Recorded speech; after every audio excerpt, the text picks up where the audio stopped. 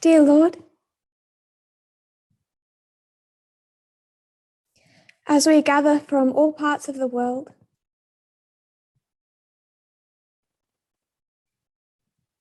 and we look at Babylon, help us to understand the great controversy. May we understand this war.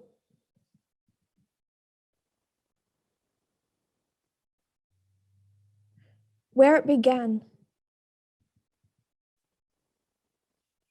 what you are really fighting for, that we might be soldiers of the cross. Our role in this great controversy is inescapable now.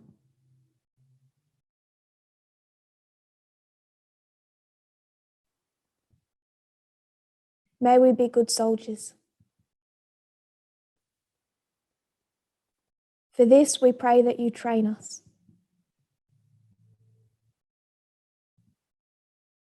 In Jesus' name I pray. Amen.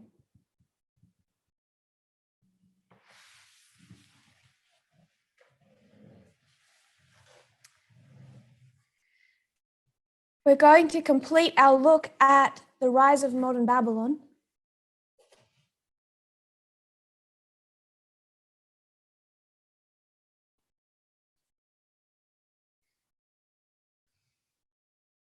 We drew up in our last presentation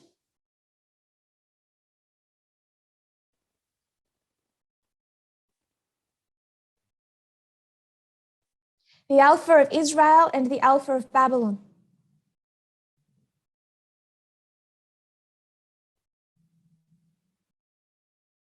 And we saw that they both went through times of scattering.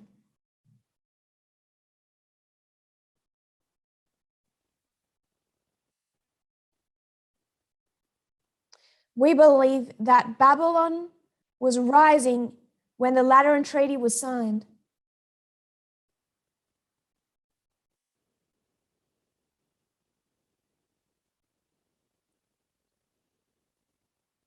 All we have done is expand on that.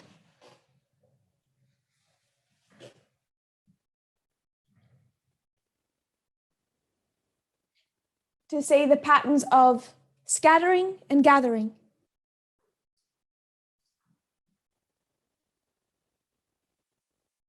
Scattered, gathered, and then scattered again.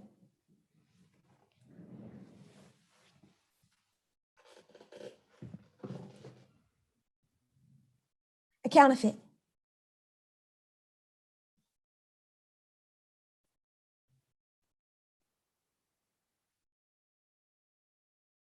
That has been taught before.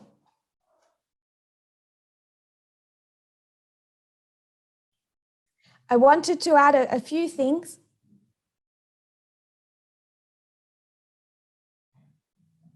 First, I wanted to make the point more strongly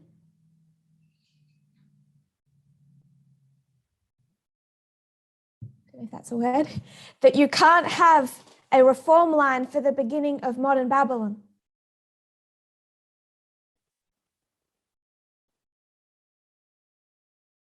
Because if God's people don't have that understanding, Satan doesn't.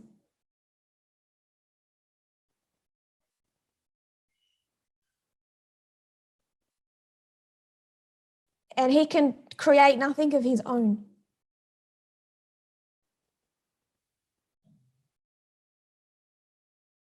That was the first new point.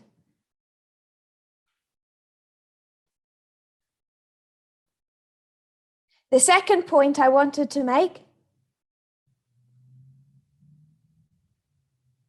was really anticipating questions. Where is the true of the Lateran Treaty?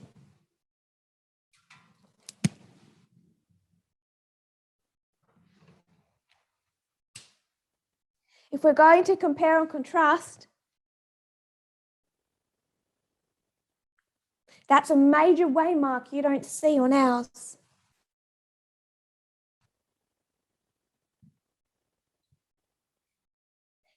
Now, it's not that people are asking that question, I just anticipated it.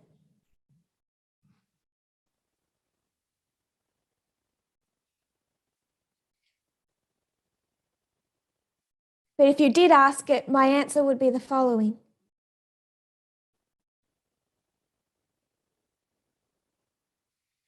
"1818 for us is only a prophetic message.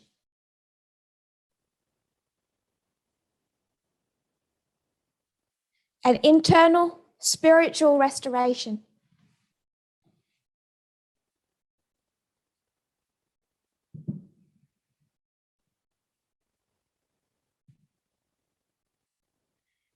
Nineteen 1917 is more complicated.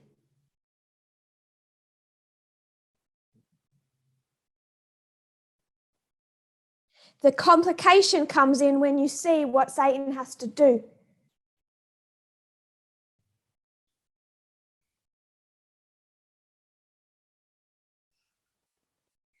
You don't see Miller have to work with earthly governments.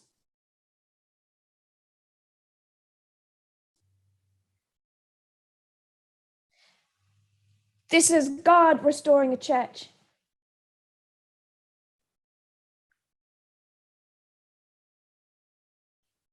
This is Satan restoring a church state.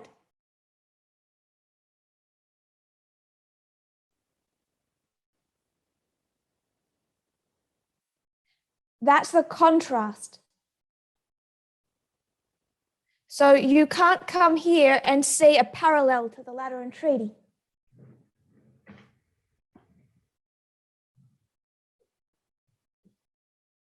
That's where you're seeing how they're different.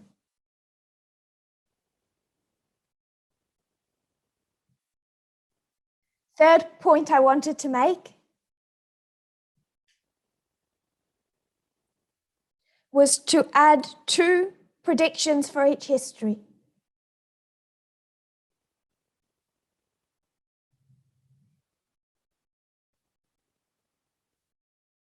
The only real external political event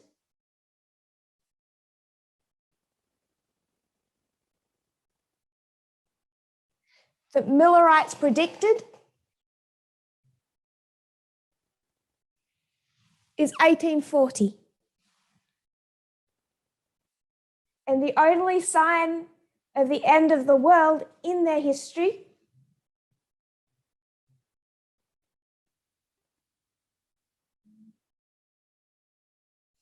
was the falling stars.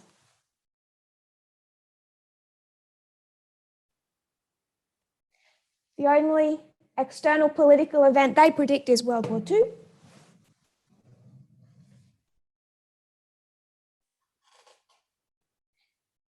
And the signs of the times is considered by them to be the Fatima storm.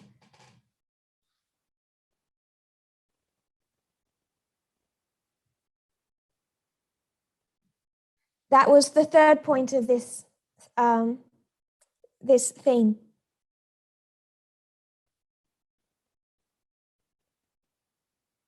The fourth is bringing in the second, or really the first leader of their history.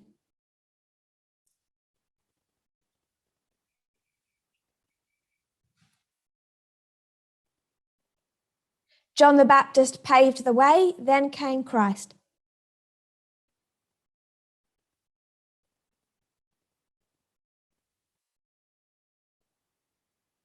And at the very end, John the Baptist doubts.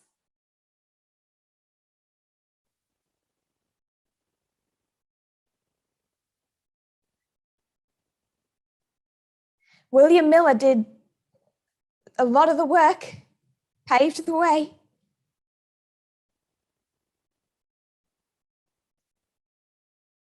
At the end, he rejected.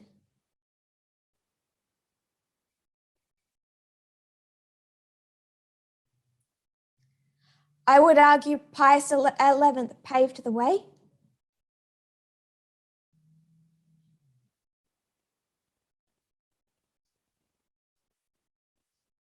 for Pius XII.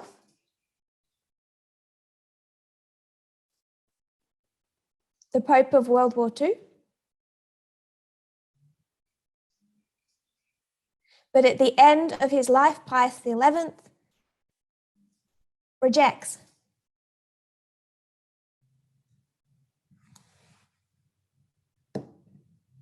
He regrets everything he's done before.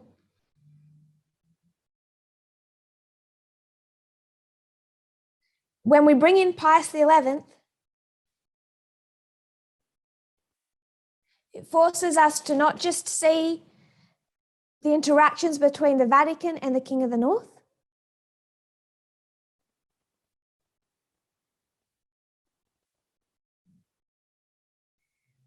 the Vatican and Germany. Now we see the Vatican and Italy.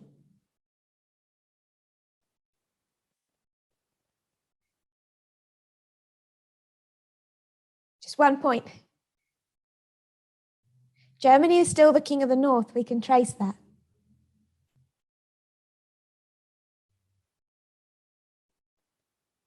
But you see, he has an inseparable partner in Mussolini.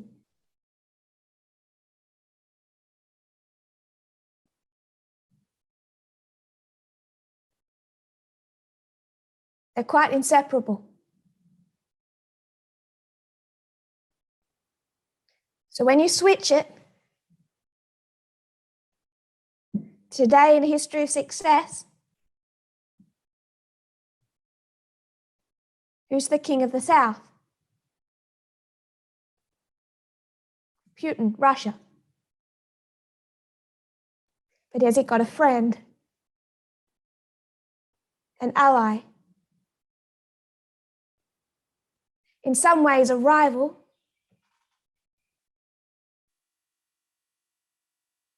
But they have each other's back.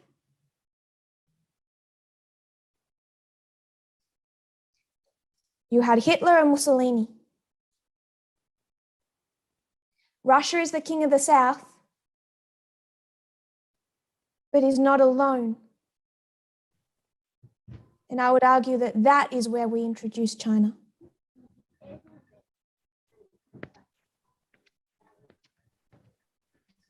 But we aren't talking about China at this camp meeting. I just want to make that point. If we're talking about Italy here,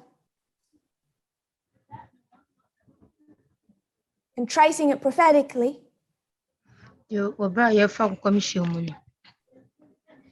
though it isn't the King of the North,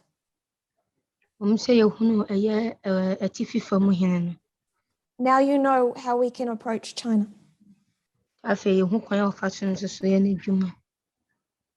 So Pius XI and Mussolini.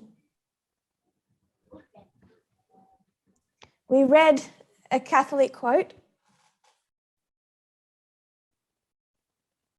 that says, no Italian government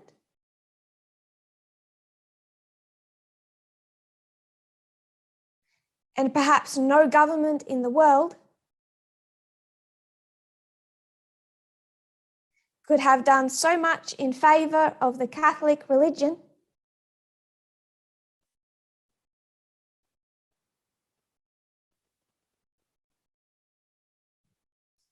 in a single year than Mussolini.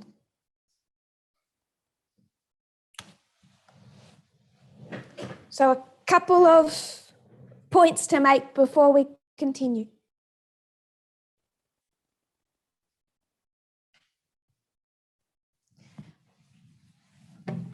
I'll put them over here.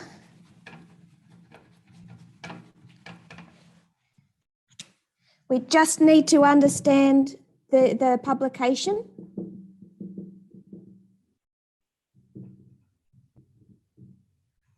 La Civiltà Cattolica.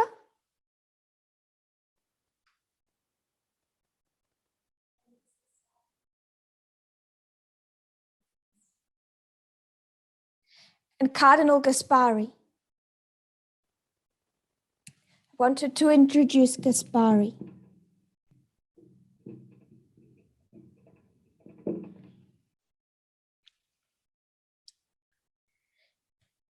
At the very beginning of Mussolini's leadership,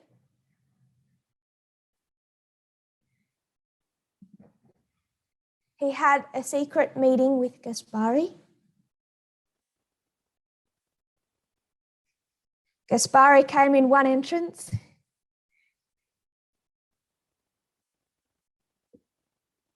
Mussolini in the other.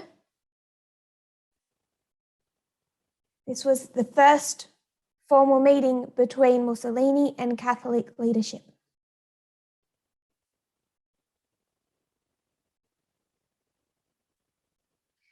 And in those beginning days, they came to an agreement.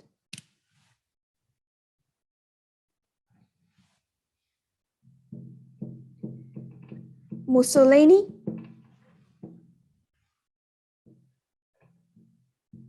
Pius XI,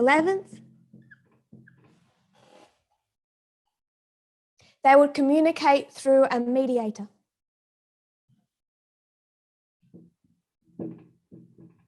The Jesuit priest,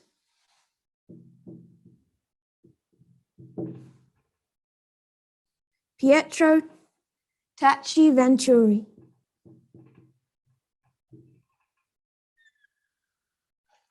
This is the second of the two men we need to know.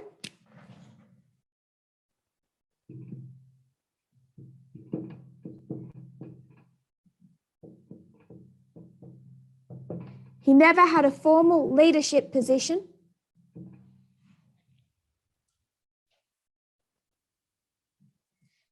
That reflected how influential and powerful he really was.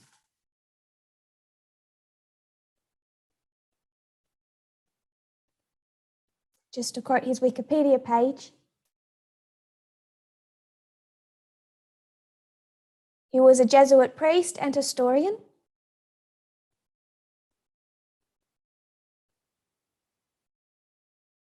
Who served as the unofficial liaison between Mussolini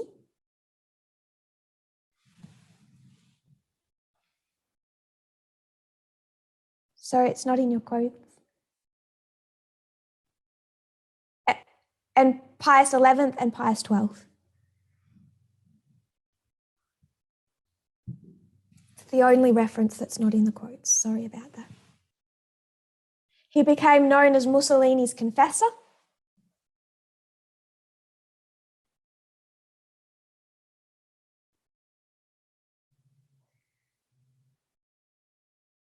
One German newspaper would refer to him as Mussolini's Rasputin.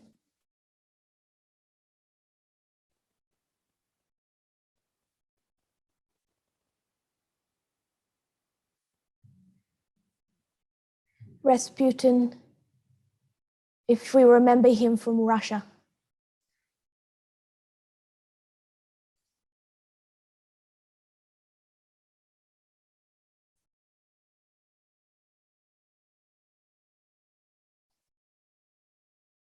Rasputin was the spiritual guide behind Tsar Nicholas, especially the wife of Tsar Nicholas.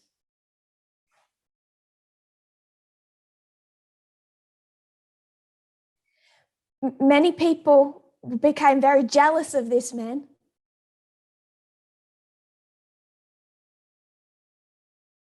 Because no other such ambassador had more meetings, such frequent meetings with Mussolini.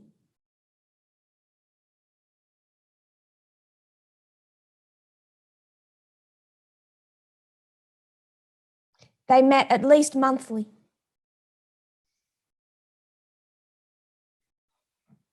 To negotiate between the Italian government and the Vatican.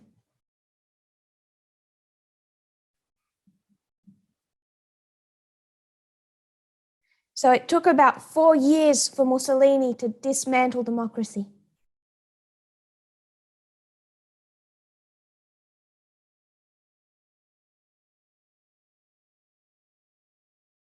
Perhaps it wasn't quite as manic as Hitler,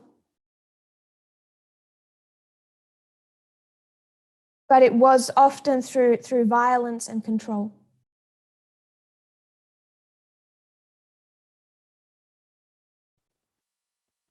And through those 4 years, his greatest aid was Vatican support.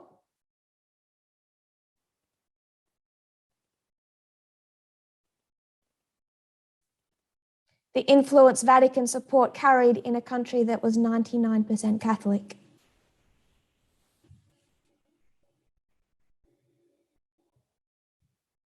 We know that to get Hitler into full power,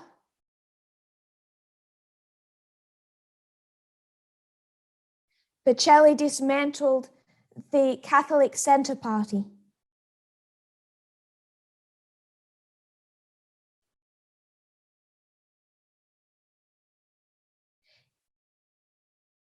Italy also had a Catholic Centre Party.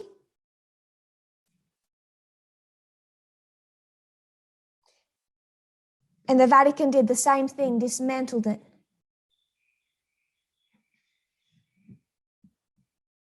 To give Mussolini full control.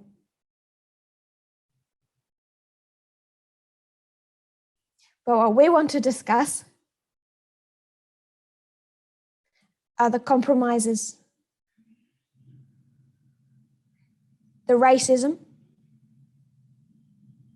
the church state. So this man who was the go-between,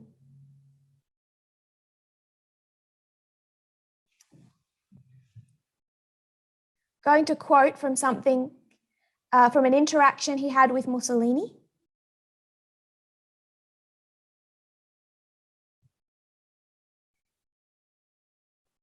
In 1926. It's quote 10 in the document.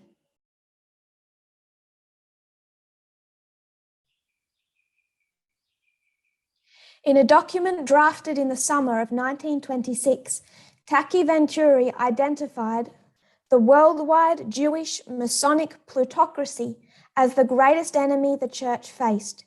He called for strong government measures, including a special secret police to monitor Italy's Jewish bankers. The government should also abolish the stock exchange, which he dubbed the most potent means of the occult empire. And because the world's press was almost entirely in the hands of the Jews and the Masons, governments needed to limit freedom of the press in all matters dealing with business and finance. They had to recognize that the Jewish Masonic plutocracy lay at the root of all the world's economic and political problems.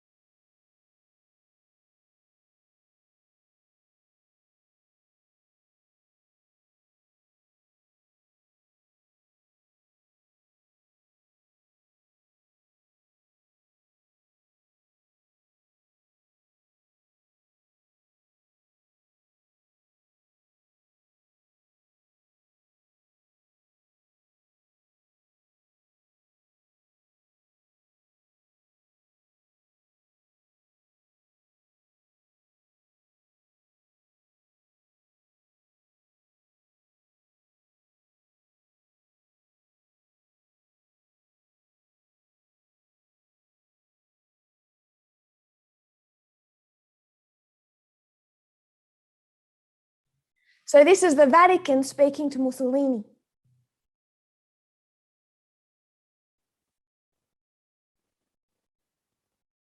Telling Mussolini what he has to do to take care of the Jews.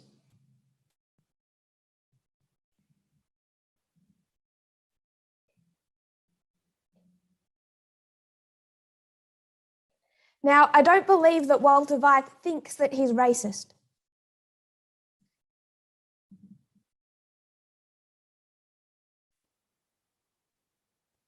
When he talks about the Rothschilds and those ancient Jewish bankers.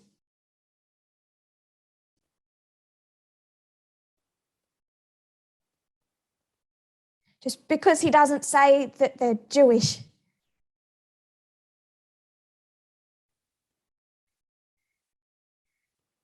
And then he talks about those Masons.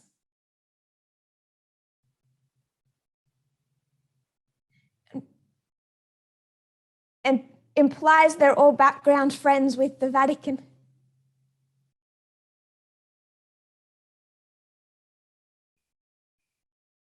Walter Weiss' occult empire.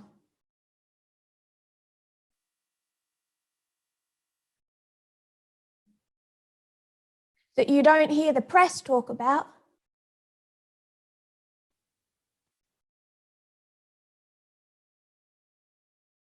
Because the people who control the press are part of that deep state occult.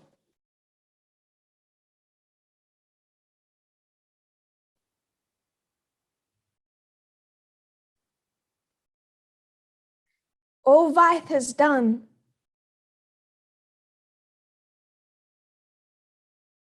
is repeat century-old Vatican propaganda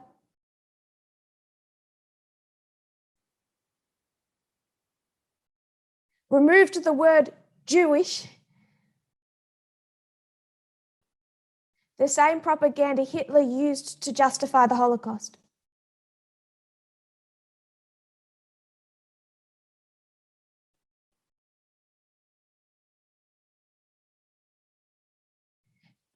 Some of us might know the company Weight Watchers.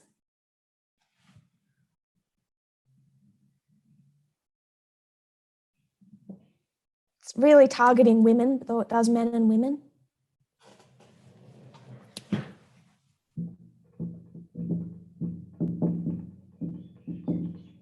It's Weight Watchers.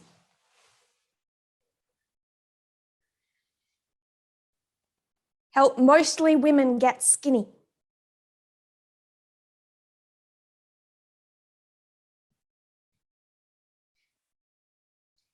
They changed their name last year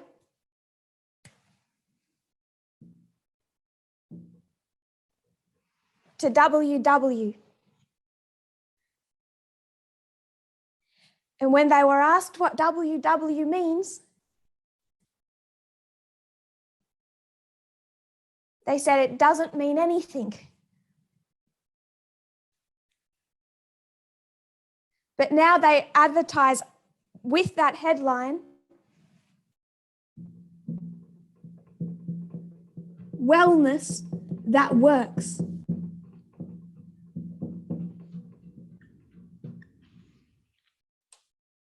Has the company changed? Nothing about that company has changed.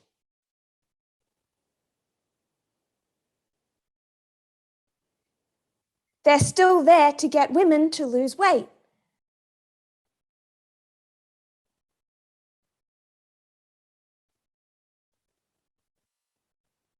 But it's not really nice to use the words anymore.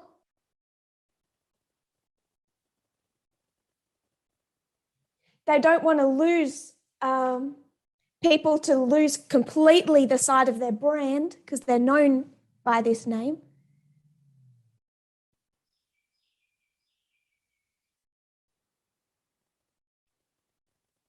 So you'll still find it in other parts of their page.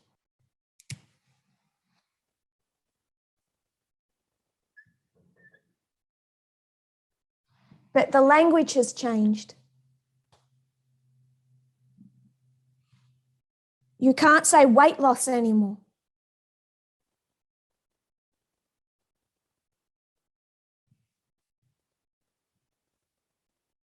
You can say weight care.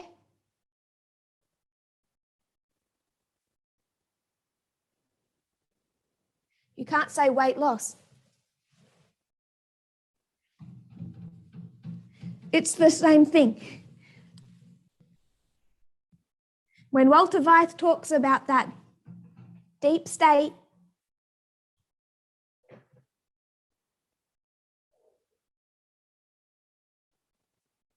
you can't talk about how they're Jewish.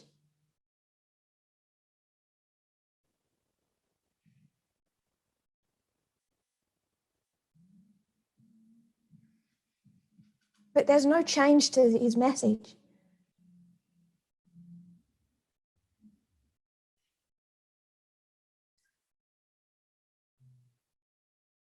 We're looking at the roots of the mindset that Walter Weiss sells.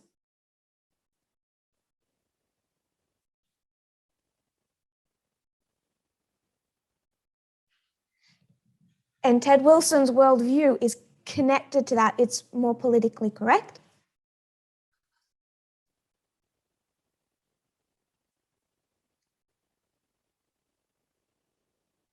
But it's inescapable.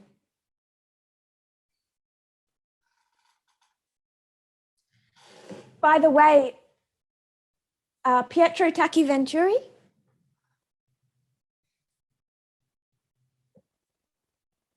he survived a stabbing.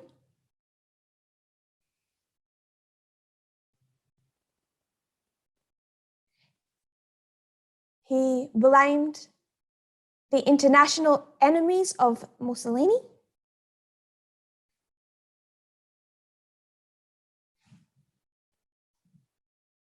The only comment I want to make on that stabbing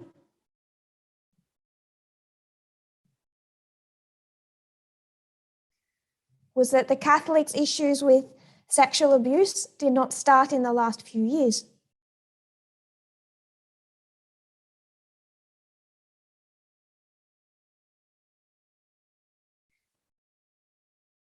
And the police stopped digging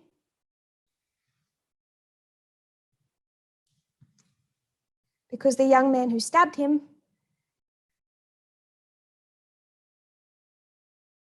was not an enemy of fascism. It was personal. Lateran Treaty.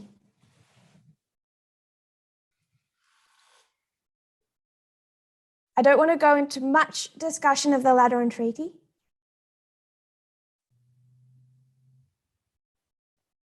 Because we know of it. Quoting Mussolini. Having disposed of the prejudices of liberalism, the Duce explained, the fascist regime has repudiated the principle of separation of church and state. His government had worked hard to restore the character of being a Catholic state and a Catholic nation.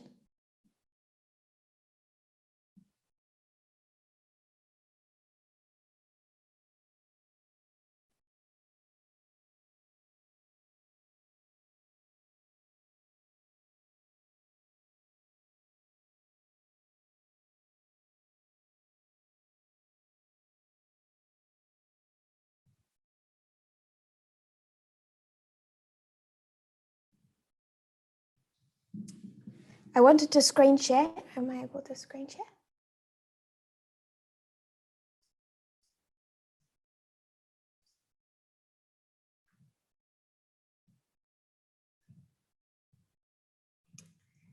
Here we have, sitting at the front, Mussolini with Cardinal Gaspari.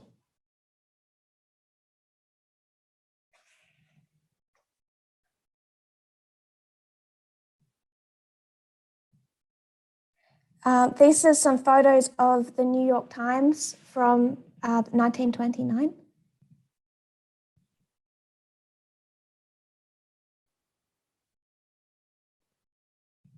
I know you can't quite read it, but under the photo of Pius XI, it writes that he has achieved the revival of the temporal sovereignty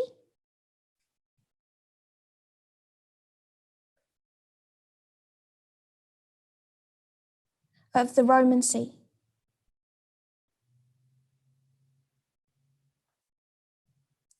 Again from the New York Times.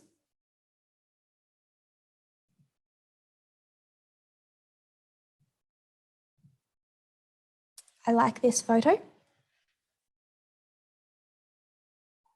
Front and center again is Mussolini and Gaspari.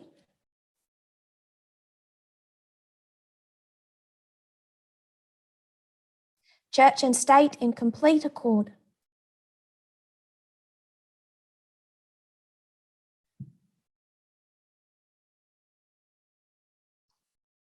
Two days after signing the Lateran Treaty,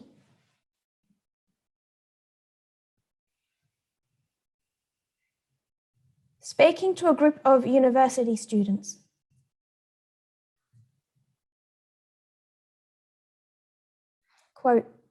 quoting from the document. Perhaps, the Pope told them, it helped that one side was headed by a librarian, the Pope, and perhaps too what was needed was a man such as the one that Providence had us encounter, a man who did not share the concerns of the liberal school.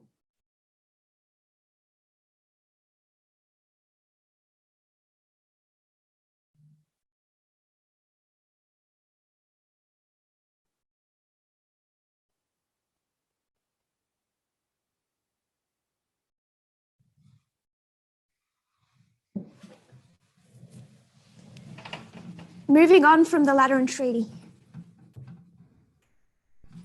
We don't have much time and a lot to say.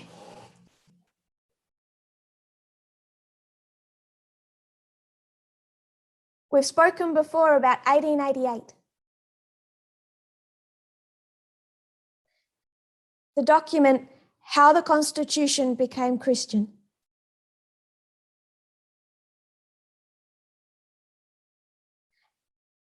And what was driving church and state together in 1888?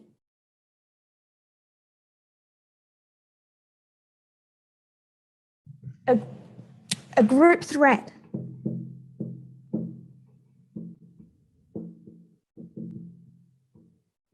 And the group threat was Jews, Adventists, Catholics, and secularists. But we demonstrated one of the threats was Catholics. They weren't friends. So let's come to Europe. In 1932, Mussolini visited the Pope.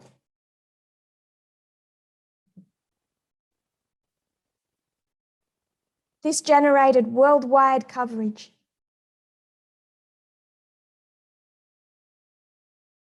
We're not going to go into the sexism of the Vatican.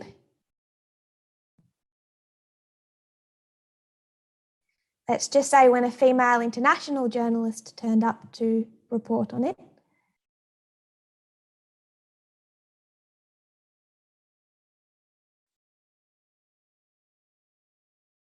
She was not well received. This is the meeting between the Pope and Mussolini.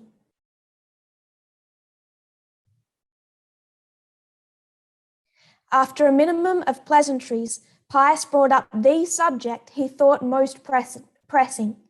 Protestant proselytizing, he told the surprised Mussolini, who was not expecting this to be at the top of the agenda for the meeting, is making progress in almost all of Italy's dioceses, as shown in a study that I had the bishops do. The Protestants are becoming ever bolder, and they speak of missions they want to organize in Italy. They are taking advantage of the Concordat's unfortunate language, which referred to non-Catholic religions as admitted cults. The Pope had opposed that phrase, preferring that they be described as tolerated cults. The Pope acknowledged that the Protestants were few, but argued that the threat was nonetheless great. He handed to the Duce a lengthy report on the question. Over the next years, he would bombard the dictator with requests to keep the Protestants in check.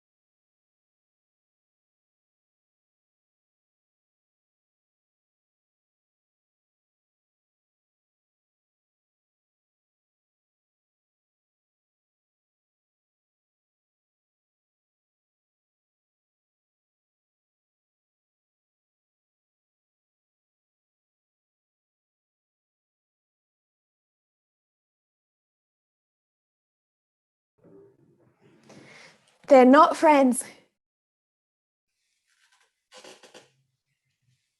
But Protestantism gives Catholicism glory.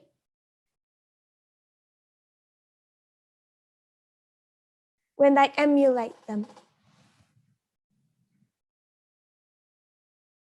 The Pope added that he could understand the principle of totalitarian fascism, but this could only refer to the material realm.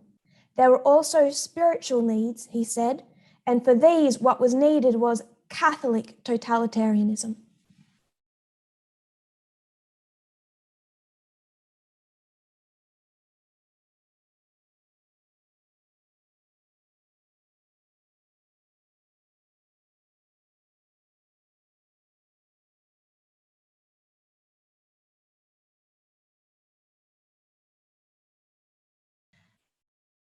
Finally, the Pope expressed his distress at what was going on in Russia, where, he said, the Bolsheviks were intent on destroying Christianity. Beneath this, said Pius, there is also the anti-Christian loathing of Judaism. When he was a nuncio in Poland, he recalled, I saw that in all the Bolshevik regiments, the civilian commissars were Jews.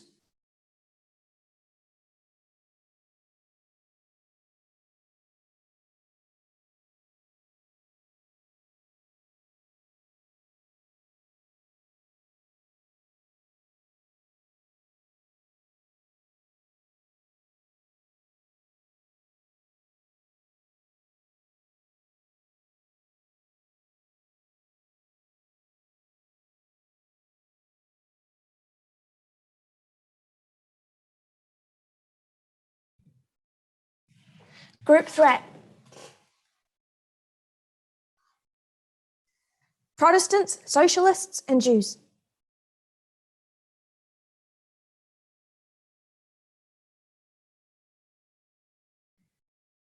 There are many quotes for this.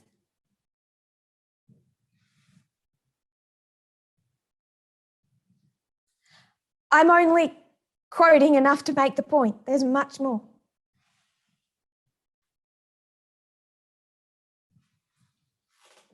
Venturi played a part as well. He would spend years trying to convince Mussolini that a vast, evil conspiracy led by Protestants and Jews was at work, aimed at as much at the fascist dictator as the Catholic Church. He relied on a network of informants to feed him the latest news on the occult conspiracy. In June 1933, he sent Cardinal Pacelli a copy of one such report.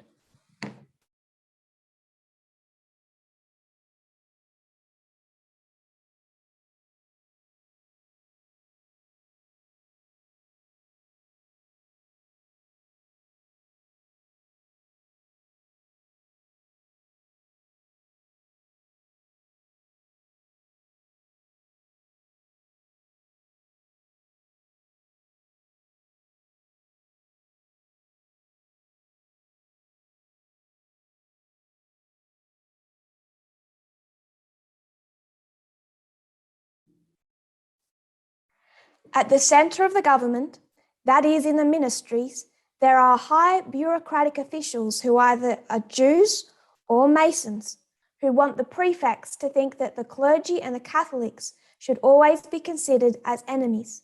Instead of wasting their time investigating priests, he said, government authorities should be looking into the formidable, underhanded, subversive activities of the Jews, the Masons, and the Protestants who, disguised as admirers of fascism, have become practically the feudal lords of Italy as they never were in the past.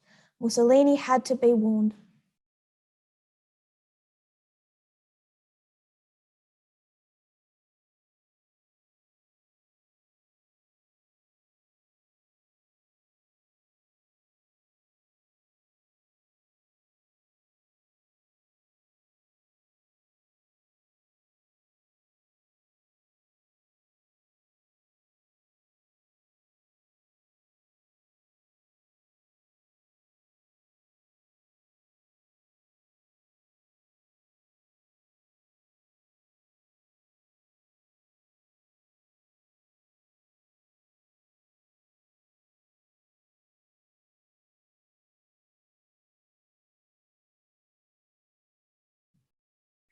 The charge that Jews were the evil force behind a worldwide conspiracy against Christianity and European civilization had long been heard in the Vatican. The Jesuits of La Civiltà Cattolica were among its most avid proponents. A feature article titled The World Revolution and the Jews had appeared in the Vatican Supervised Journal in late October 2022. As the fascists were marching on Rome, it described a world in chaos where secret forces orchestrated labor strikes and unrest in pursuit of the goal of communist revolution. The credulous masses participating in the revolts were mere stooges, manipulated by an occult power that showed telltale signs of coming from the ghetto.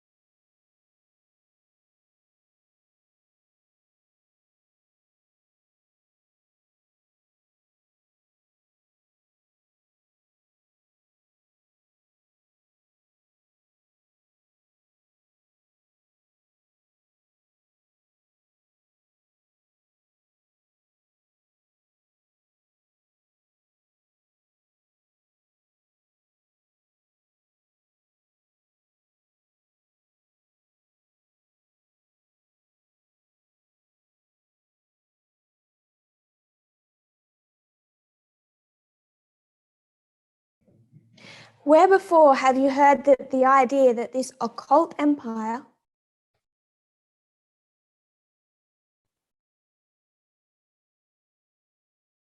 foments chaos to create order?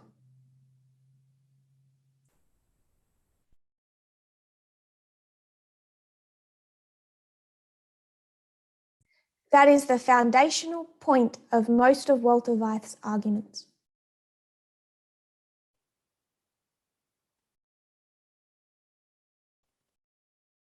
And it's those Freemasons.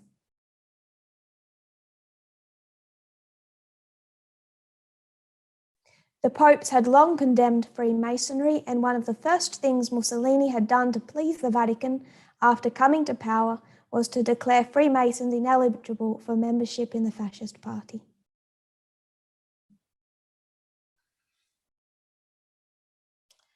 Sorry, that one's not in the quote document. That's my second mistake. I'll repeat. The popes had long condemned Freemasonry.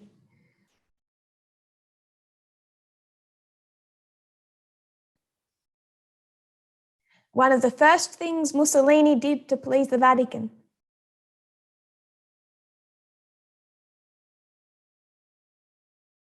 was to declare Freemasons ineligible for membership.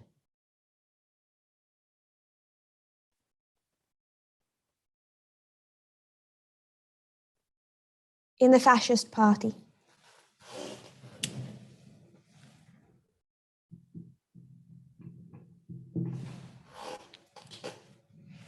Coming back to racism.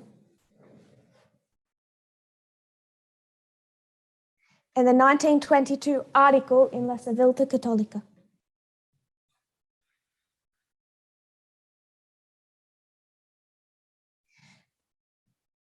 The leaders of the Bolshevik reign of terror were not indigenous Russians, but rather, quote, Jewish intruders who slyly masked their true identity behind Slavic-sounding pseudonyms. In short, although Jews comprised less than 5% of Russia's population, quote, this tiny minority today has invaded all the avenues of power and imposes its dictatorship on the nation.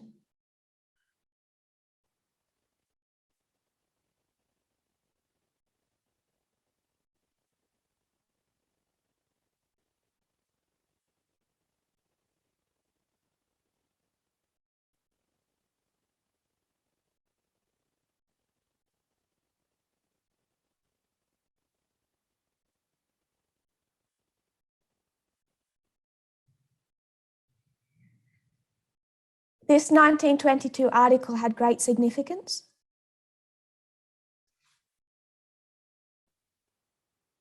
It was used by the Nazis as a central justification for their anti-Semitism. Semitic campaigns.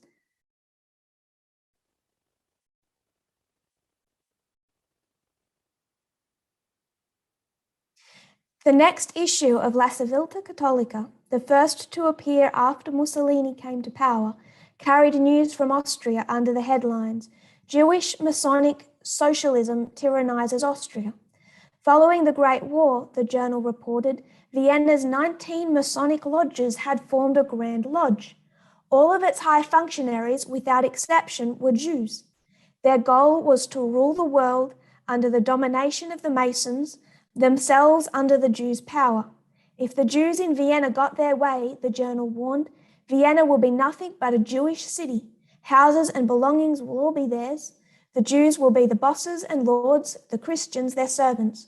Austria will be absolutely the subject, tributary, and slave of the Jews. This, in short, is the guiding idea of our socialist Jewish Masonic leaders.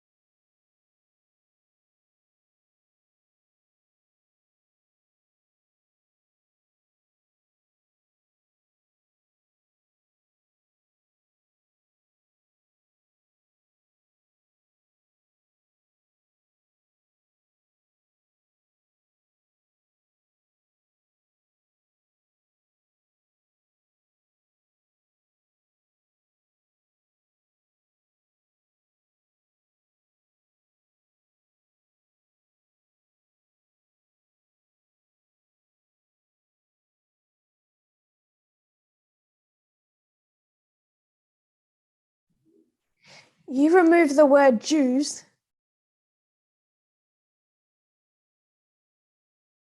just like people now remove the words weight loss.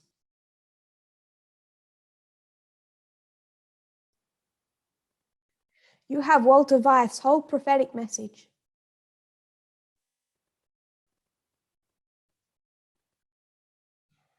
You could just as well get it from La Civiltà Cattolica.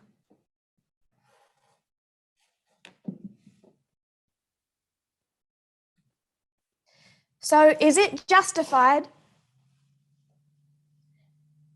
the union between, is it justified for the Vatican to work with fascism in this history?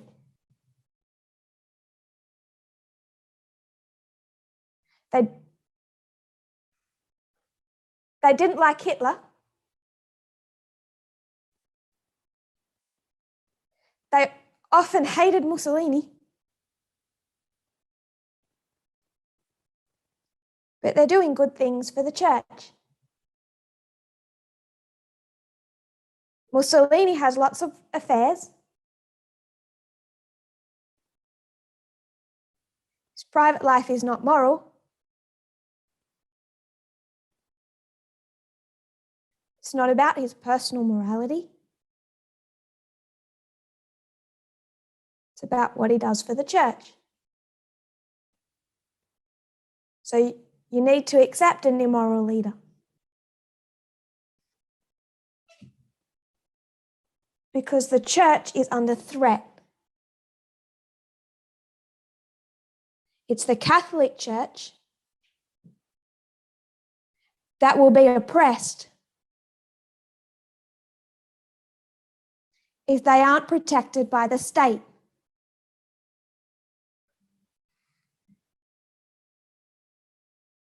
Where have we heard that before?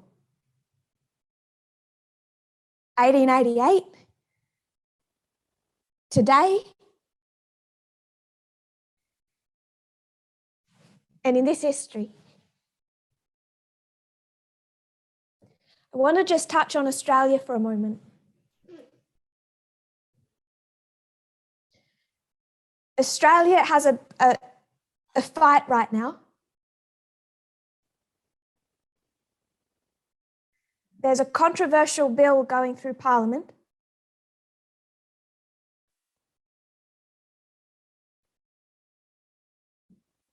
aimed at protecting religious people from cancel culture.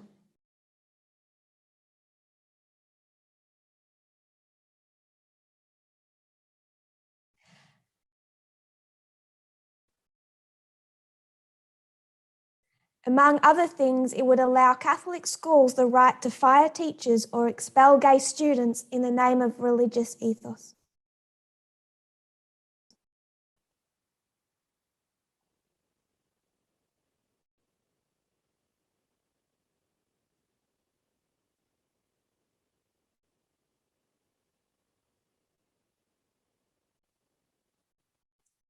The topic of religious discrimination has been at the centre of several public debates in recent years, particularly in the wake of Australia passing same-sex marriage legislation in 2017.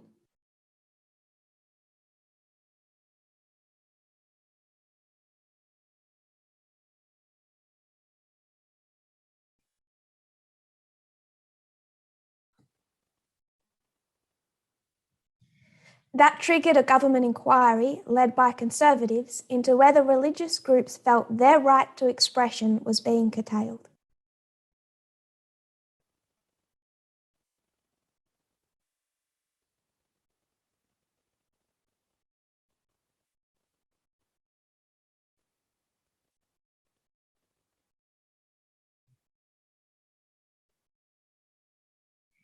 Cases like rugby player Israel Folau being sacked from the National Wallabies side for saying on his Instagram that hell awaits gay people have also spurred the conversation.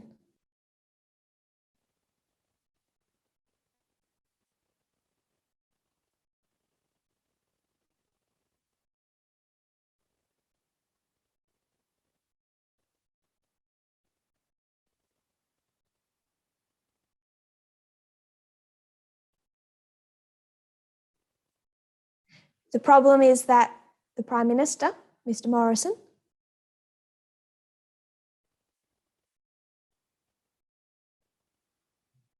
is a Pentecostal Christian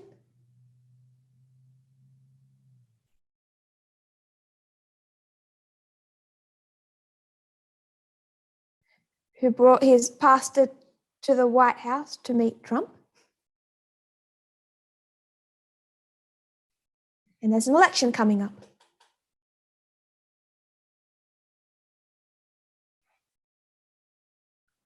Quoting Mr. Morrison in the last paragraph, many people from various religious traditions are concerned about the lack of religious protection against the prevalence of cancel culture in Australian life, he told Parliament on Thursday.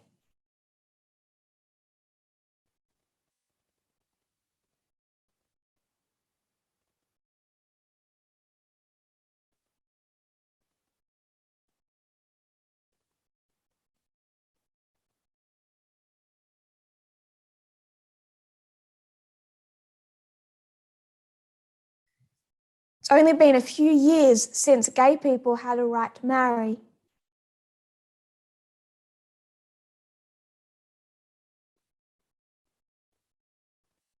And the fight is over who is oppressed.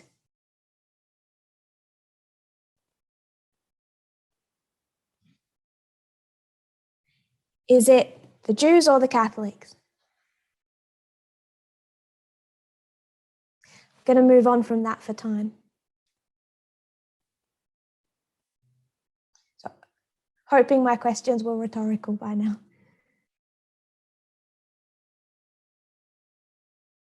Let's move on to Hitler. Pope Pius XI had doubts about the Nazis.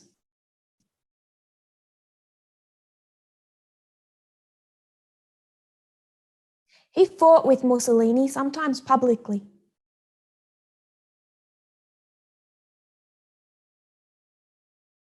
Humiliated Mussolini by talking about out-of-control nationalism.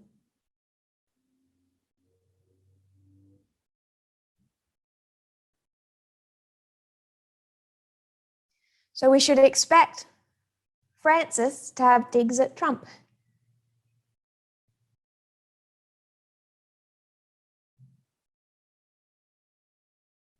You won't see You won't see how their goals align.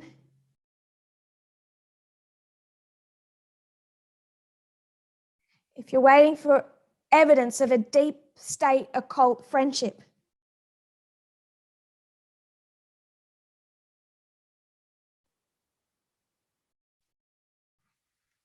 The Pope too had doubts about the Nazis, but within weeks of Hitler's appointment, he began to have a more positive view. I have changed my opinion about Hitler, he told the surprised French ambassador. It is the first time that such a government voice has been raised to denounce Bolshevism in such categorical terms, joining with the voice of the Pope.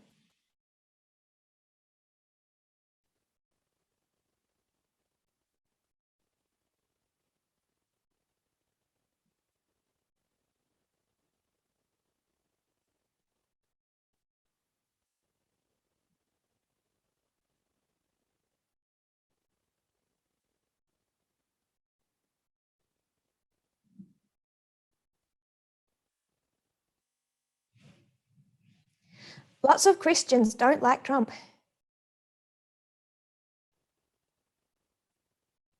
They don't like everything he does. They may even dislike his racism.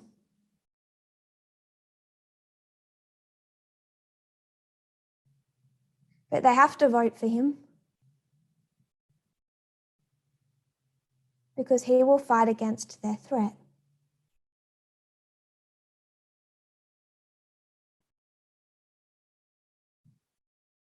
Neither Pope really liked or supported the Holocaust.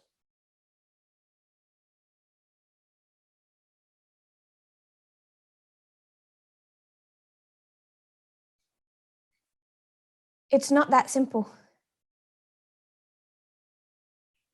They didn't want the Holocaust. But who was going to oppose the group threat?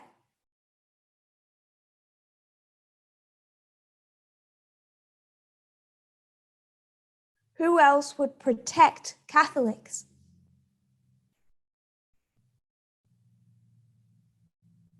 America wasn't, France wouldn't.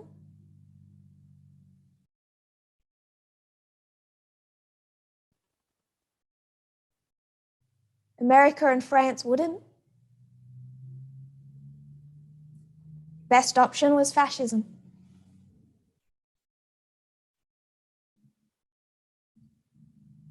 But even though they didn't support the Holocaust,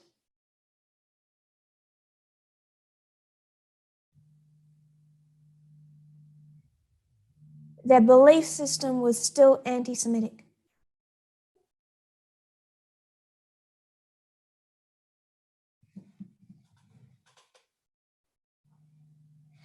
This journal gives 3 solutions to the problem of the Jews.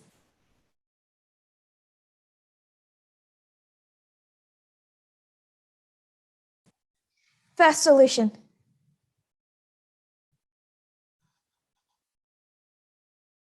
Convert all Jews to Christianity.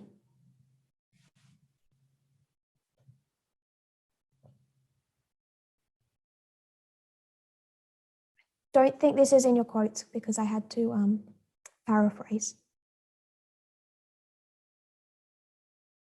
Let's check. So first you could convert all Jews to Christianity.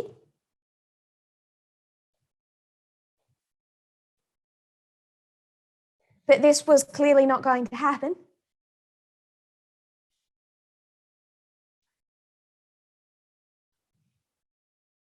Because they say that Jews stubbornly insist on remaining Jews.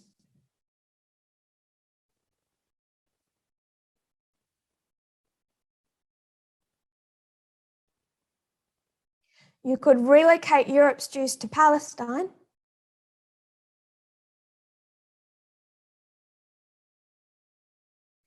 But that won't work because the land cannot support all 16 million.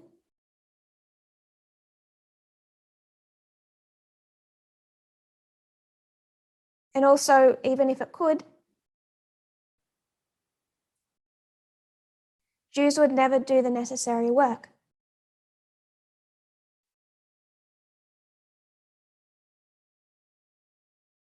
for they were, quoting the journal,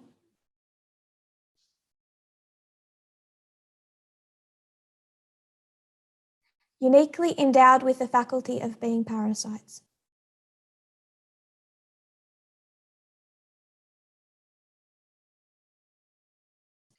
And destroyers with no aptitude and no taste for manual labour.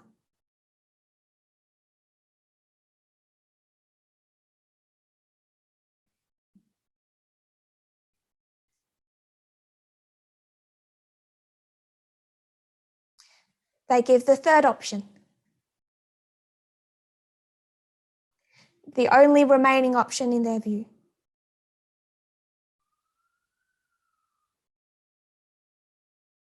Strip Jews of their rights as citizens.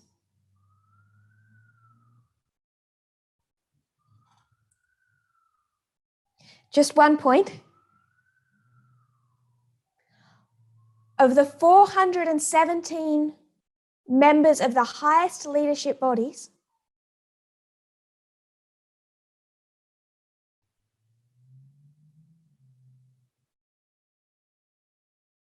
in the Soviet Union, in the mid-1920s, only 6% came from Jewish backgrounds.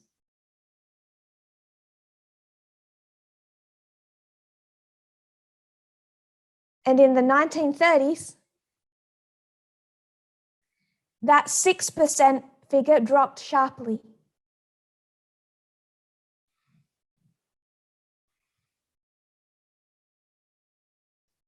Because Stalin was anti-Semitic. These are conspiracy theories.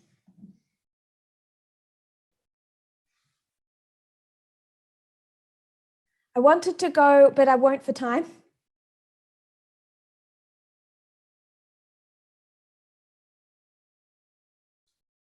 Into a secret deal that Pius XI made with Mussolini.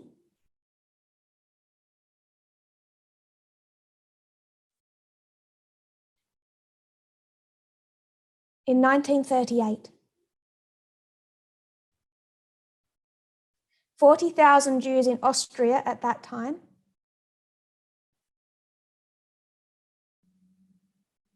were rounded up and placed in protective custody, quote.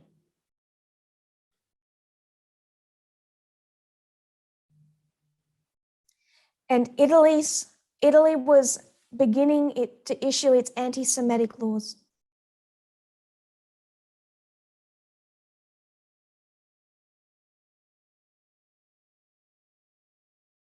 And the Pope agreed with Mussolini that he would say nothing to interfere with what Mussolini was doing.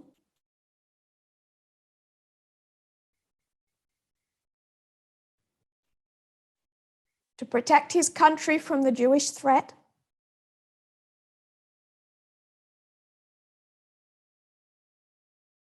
In exchange for some Catholic favours.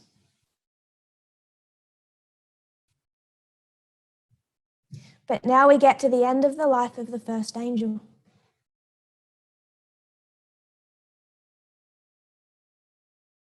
It's 1939. World War II is about to begin.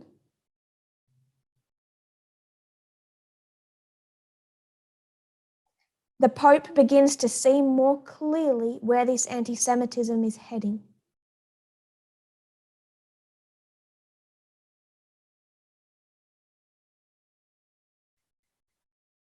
He's also realized that he does not control Mussolini.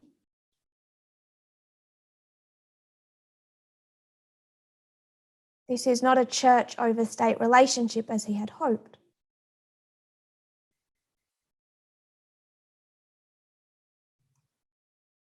And he is filled with regret.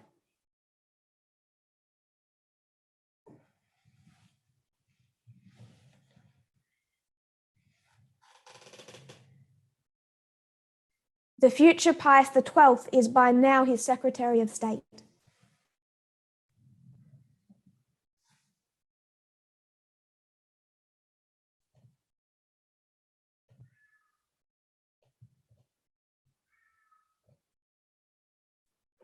Quote 22.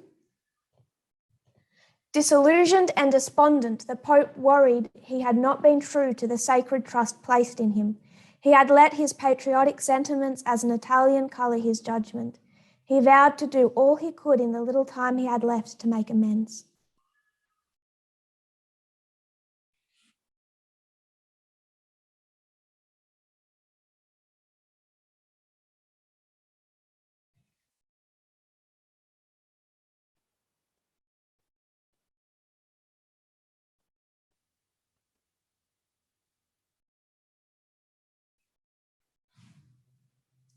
The problem by now is that Pacelli and lots of the other leaders around him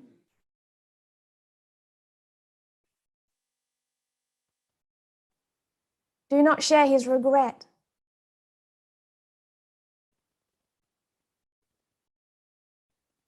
They're still invested in fascism.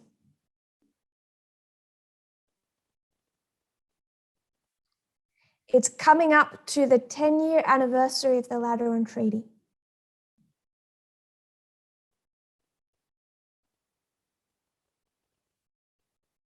Mussolini knows that they're going to celebrate that 10-year anniversary.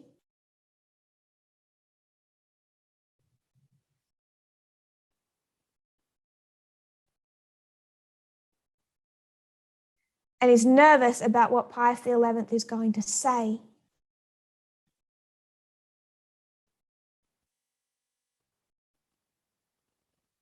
And the Pope stops communicating with the other leaders about his speech.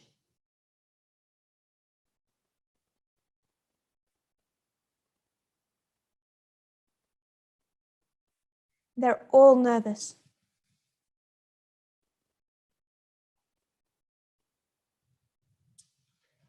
We're going to skip a little,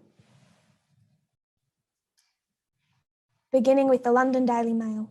The London Daily Mail published a story by its Rome correspondent claiming that Pius XI was planning a secret gathering of the cardinals to draft a ringing denunciation of racism. Rumours spread that the Pope was preparing a secret encyclical with the same aim. The ailing Pope was showing signs of losing control of the church he had long ruled with an iron hand. Those around him were frustrating his every attempt to prevent Italy from joining the Nazi cause.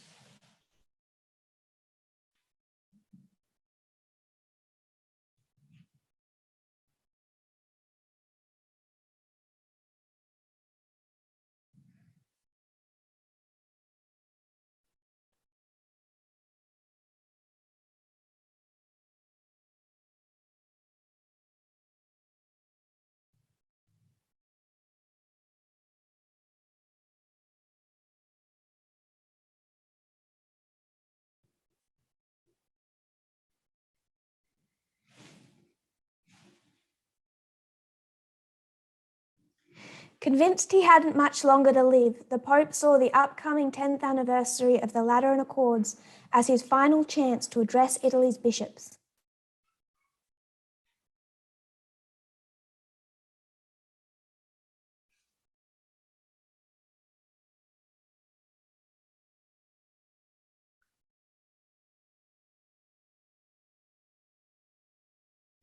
As the big event approached, the Pope's health worsened, but the Pope's mind was lucid and his voice still clear. He spoke rapidly as if he knew he had little time left and much to say.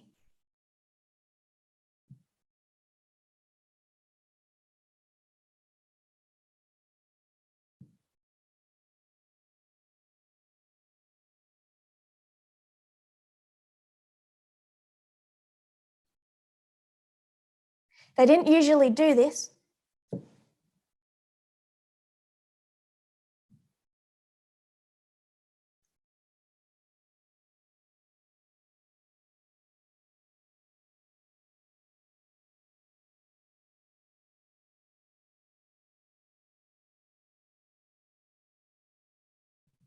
He had his speech printed,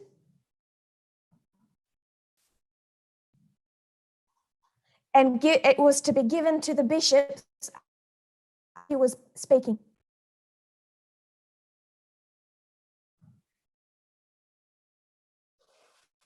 With his health, he wasn't sure if they would hear every word.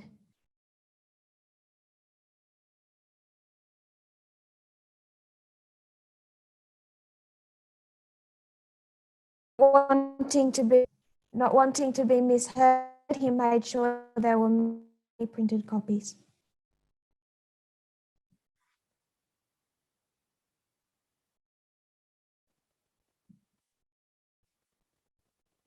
But his health continued to crumble.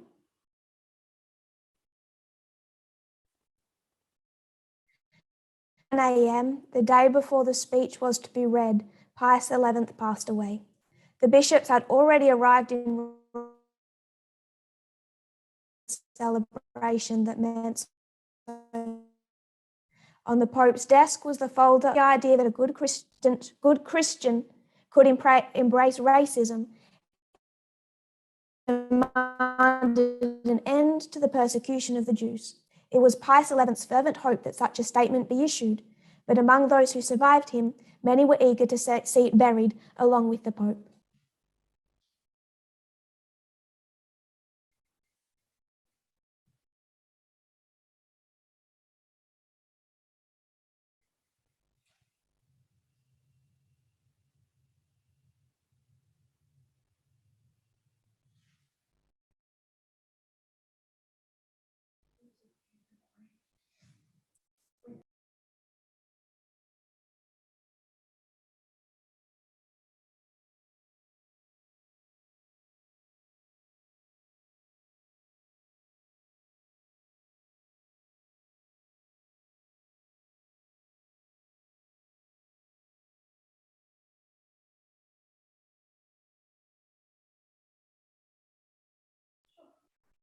I'm going to read that quote again because it wasn't well captured in the English, but if the translators cannot translate, because they have translated the written copy. So just for the English. 5:31 a.m., the day before the speech was to be read, Pius XI passed away. The bishops had already arrived in Rome for the celebration that meant so much to the Pope. On the Pope's desk was the folder of Humani Generis Unitas, rejecting the idea that a good Christian could embrace racism. It demanded an end to the persecution of the Jews. It was Pius XI's fervent hope that such a statement be issued, but among those who survived him, many were eager to see it buried along with the Pope. That's already been translated. Moving on. Pacelli moved quickly. On February 15, he ordered the Pope's secretary to gather up all written material the Pope had produced in preparing his address. He also told the Vatican printing office to destroy all copies of the speech it had printed, copies that Pius had intended to give to the bishops. The vice director of the office gave his assurance that he would personally destroy them so that, quote, not a comma remained.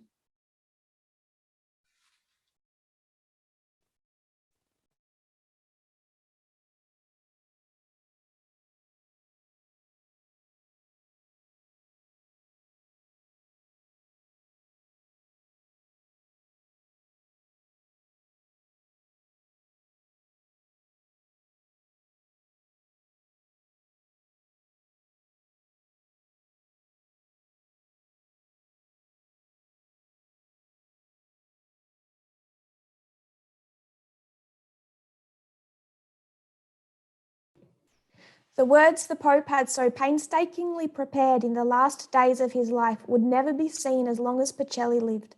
Only 20 years later, 4 months after Pacelli died, would Pope John XXIII, in one of his first acts, release excerpts of the speech.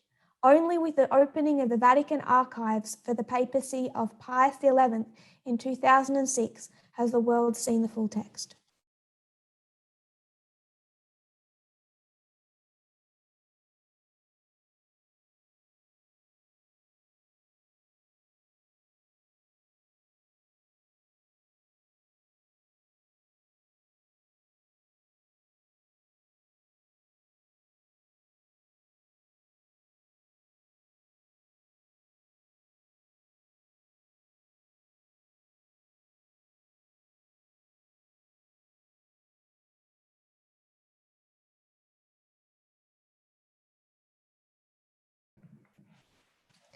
There are many quotes that we have now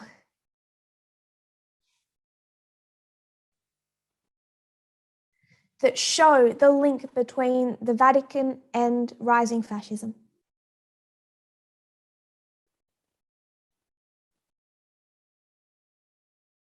I could read you all the racist quotes.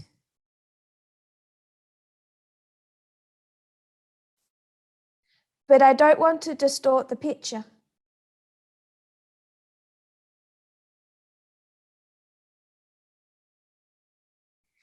It wasn't always that simple. Pius XII's supporters argue that Pius employed diplomacy to aid the victims of the Nazis during the war, and through directing his church to provide discreet aid to Jews and others, saved hundreds of thousands of lives. Pius maintained links to the German resistance and shared intelligence with the Allies.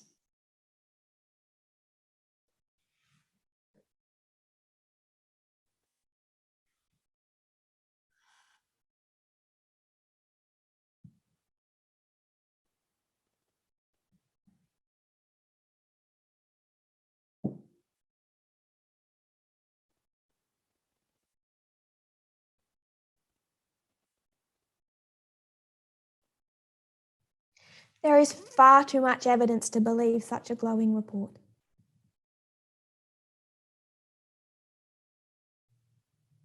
But there is a little bit of truth to it.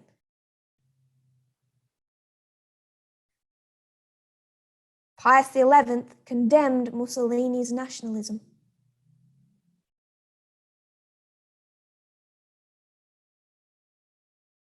Same way that Francis spoke quite unkindly of Trump's nationalism.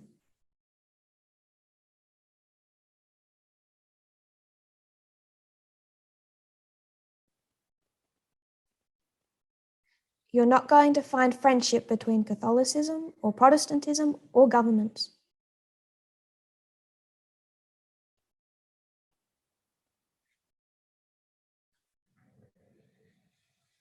But if Italy had a constitution,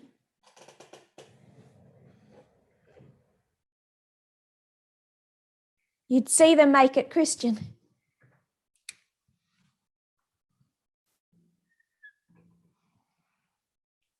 Because the issue is the group threat.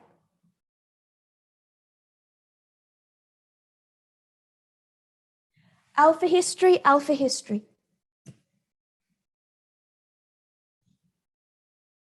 This is slavery.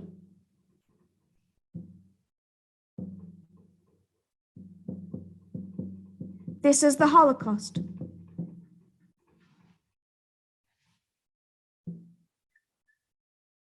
Modern Israel and modern Babylon.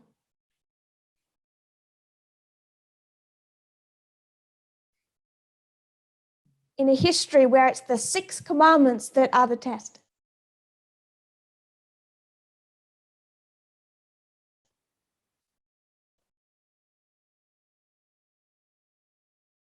We're in the same history now.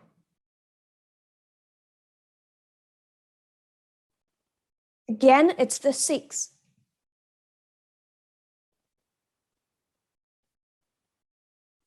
And you have to ask yourself, now that it's gender,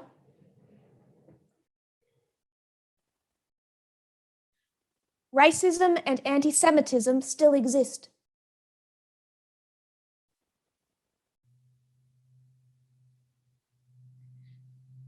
But the great test centers on gender.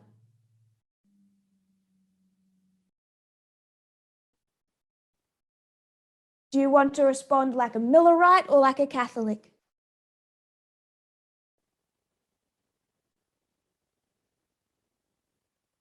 Do you worry about the church being oppressed by cancel culture?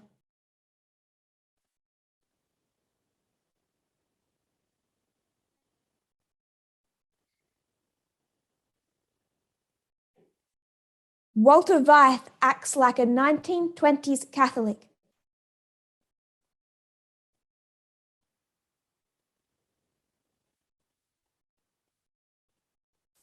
It's 1920s Catholicism.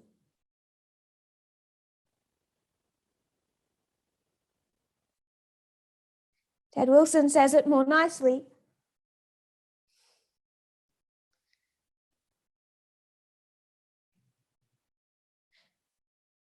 If you want to know what they really believe,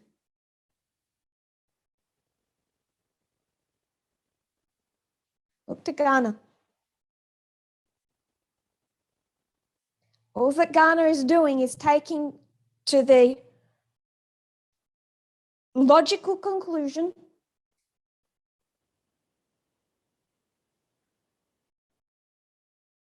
what the organizational leaders and thought leaders within Adventism teach.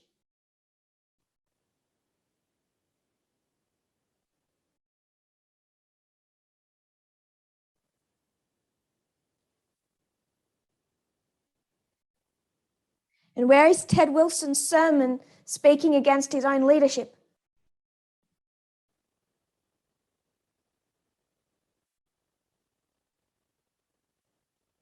Where is his sermon condemning the steps taken in Ghana?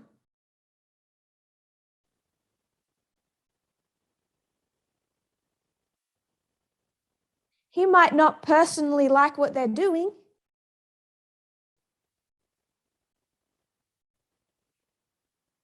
I'm sure he doesn't want to see homosexuals physically hurt.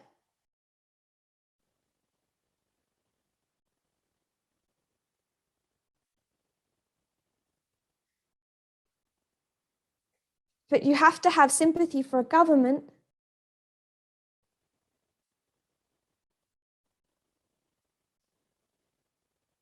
trying to be moral, trying to protect themselves from the group threat.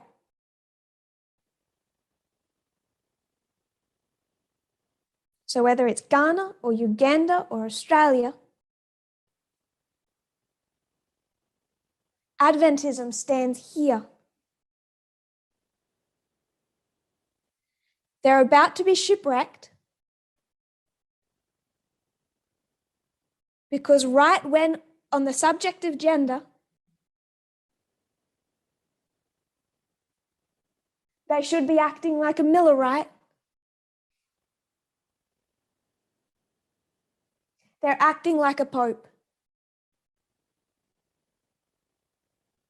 And that is why they fail the Sunday law.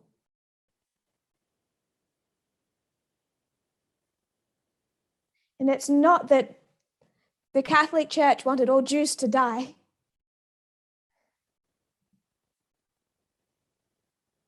They just wanted them controlled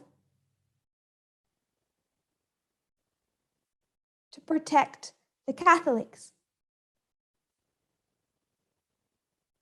to protect the country. I hope we can see enough in what we've discussed tonight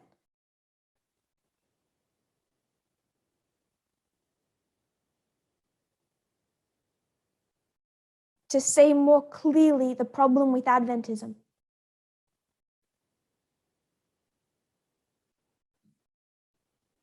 When they say Babylon,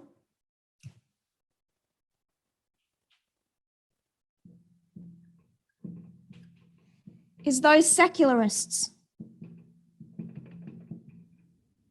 is LGBTQIA+,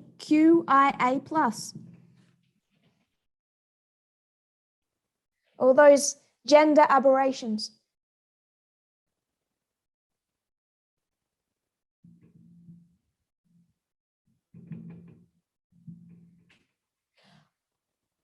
All the confusion when women don't act like women.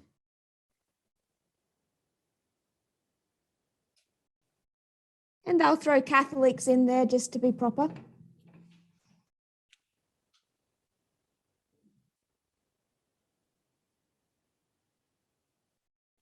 But they don't even know how to define what Catholicism is now.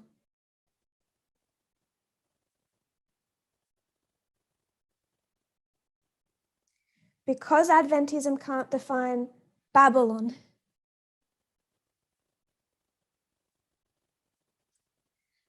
like a Laodicean, they're acting like Babylon.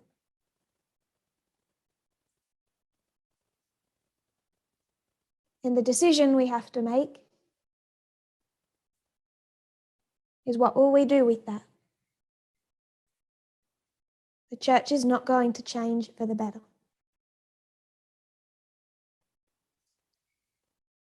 People need to come out of it and act like a Millerite. If you kneel with me, we'll close in prayer. Dear Lord,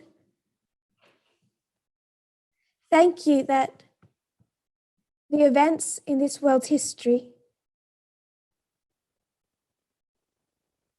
are not invisible to our gaze.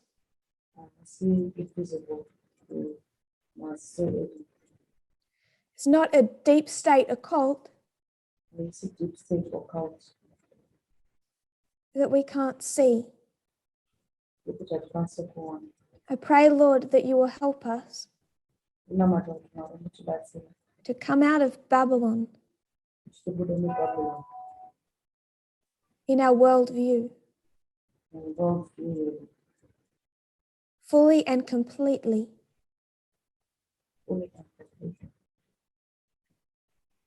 not compromising, not longing for its leeks and onions,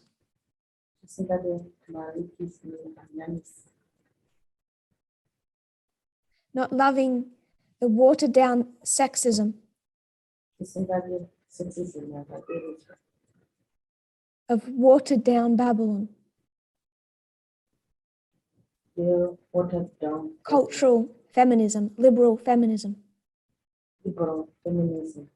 that even the Pope can preach. May we stand as an example, especially in this time, to Adventism,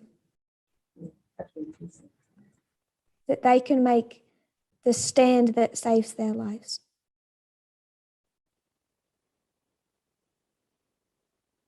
I pray this in Jesus' name. Amen.